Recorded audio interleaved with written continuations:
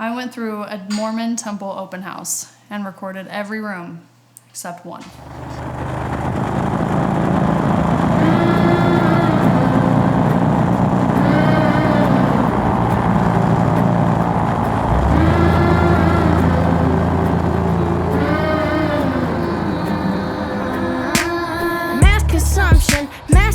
She said, "Dad, that can't be entirely true because a man may see a beautiful woman walking down the street and become aroused."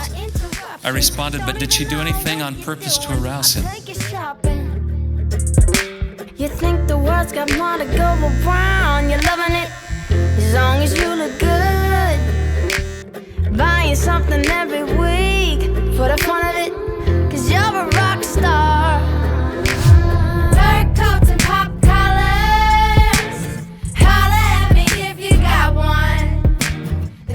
So the first room we're going to look at is the celestial room, and that is the room where you go to sit and reflect on everything you've done that day, usually after an endowment session.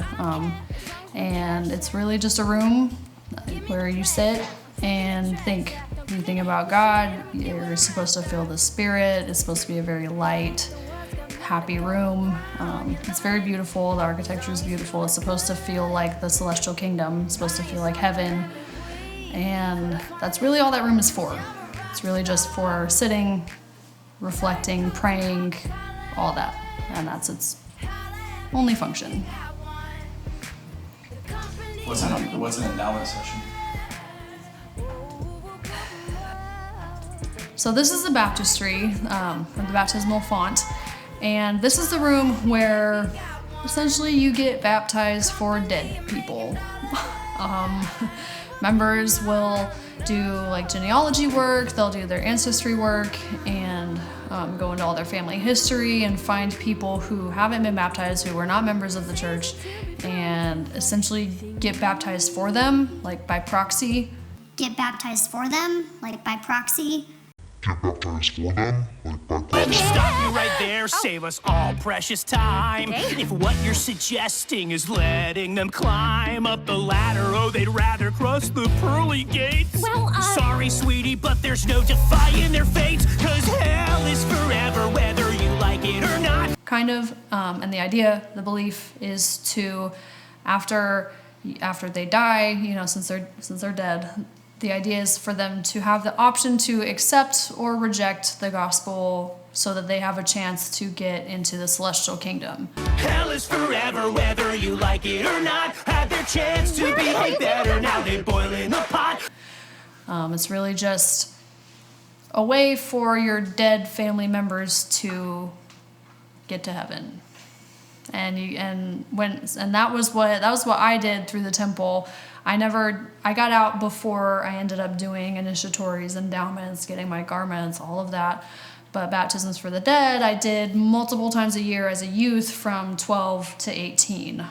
We would all go, we'd put on our white robes, or our white like jumpers, I guess, that were pretty see-through.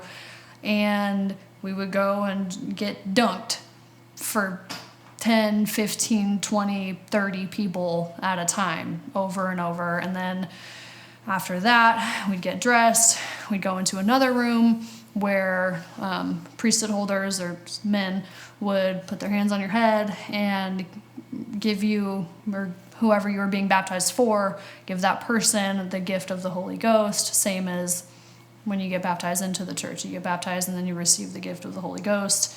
It's kind of two separate things, but they go together. Hold on, pause. Charlie.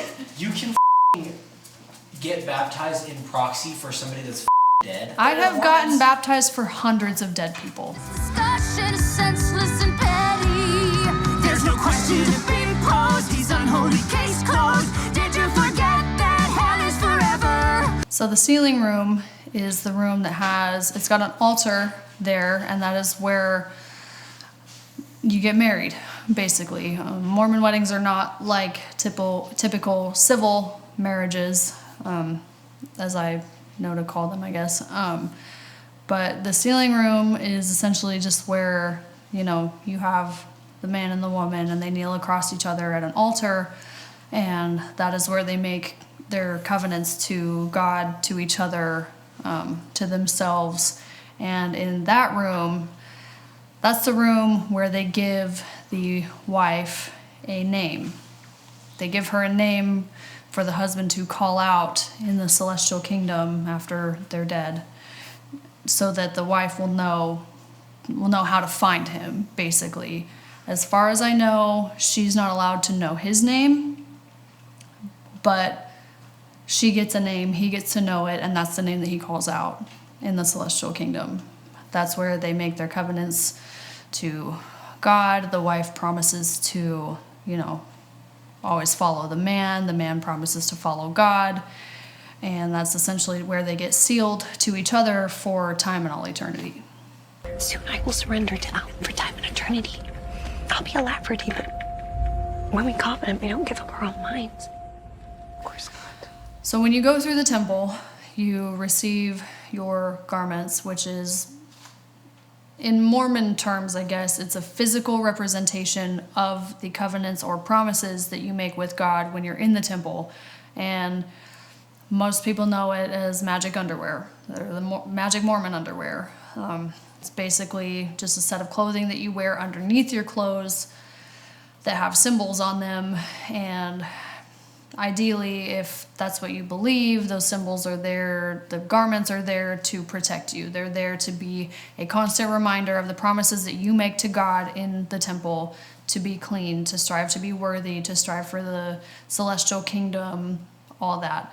You receive those, and then after that, as far as I understand, you go to the Initiatory Room. That's a room they don't let you in. They don't let you in that room when you're going through the open house. They don't let you in that room because it's sacred, not secret, as Mormons famously like to say. That's the room where they make more covenants and promises to God. They raise their right arm to the square the same way that you sustain a prophet or apostle or your bishop or your stake president. You sustain whoever receives a calling from God. It's a whole, as far as I understand, it's a whole speech. It's a whole thing that you have to repeat, and it's very serious. For Mormons, it's very serious. It's very, very sacred, very holy, and that is also what the garments are supposed to represent. After the Initiatory Room is when you go into the Endowment Room, and the Endowment Room is basically the same thing as far as I understand. It's more promises, more covenants you're making with God, more raising your arm to the square, more promising to live your life the way God would want you to live your life, if that's what you believe. It's taken very seriously, which is why it's so famous, the saying sacred, not secret, even though it's pretty much secret. You're not allowed in the Initiatory Room. They didn't let us in the Initiatory Room. That was locked off. We were not able to film in there. I believe that it was changed, I want to say the late 80s, very early 90s, but the Initiatory Room, as part of the covenant, as part of the promises that you're making when you're raising your arm to the square, part of that was you had to say that you'd rather slit your throat than speak against the church. That was a promise that millions of people made and had made up until the late 80s, early 90s. And that's the room that they don't want to show you.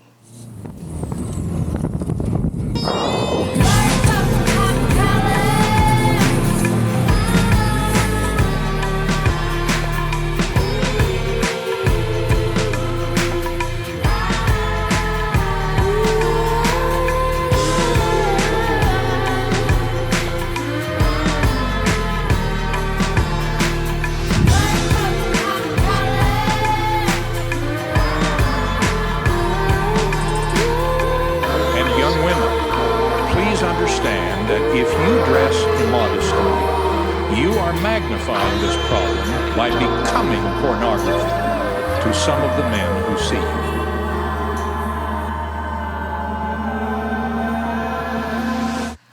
My name is Shelby Cook, and I'd like to bear my testimony that I know this church is not true, and I know that Joseph Smith was not a true prophet and was a con artist.